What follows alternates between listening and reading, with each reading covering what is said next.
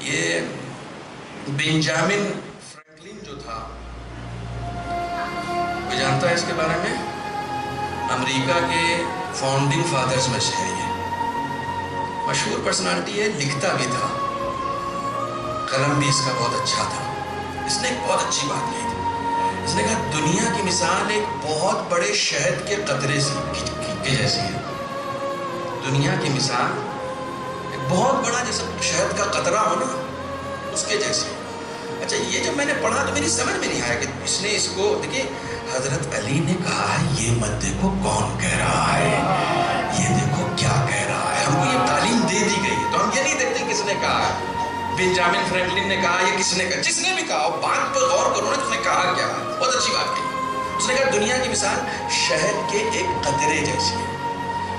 مجھے سمجھ میں نہیں آیا کہ کہا کیا اس نے۔ ایک دن شہد والا آیا ہمارے گھر پہ، تو ہم نے شہد خریدا، ہمارے یہاں بڑی آسانی سے مل جاتا ہے، ہمارے جو ہوم ٹاؤن ہے وہاں ہم نے خریدا شہد، تو شہد کا کچھ قطرہ گر گیا، تو اس کے آس پاس چیٹیاں آ گئی۔ چیٹی آتی ہے، شہد کھاتی ہے، چلی جاتی ہے۔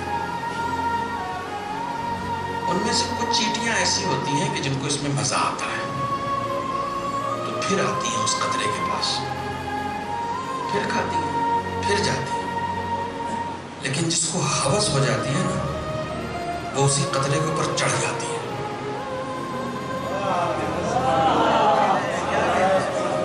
اور جب چڑھ جاتی ہے تو دھیرے دھیرے اندر جاتی ہے، اور جب اندر جاتی ہے تو پھر باہر نہیں آ پاتی ہے۔ تب سمجھ میں آیا اس نے دنیا کو شہد کا قطرہ کیوں کہا۔ اپنے حصے کا لو اور جاؤ، اس کے اندر مت جاؤ۔ اس کے اندر جاؤ گے تو پھر باہر نہیں آ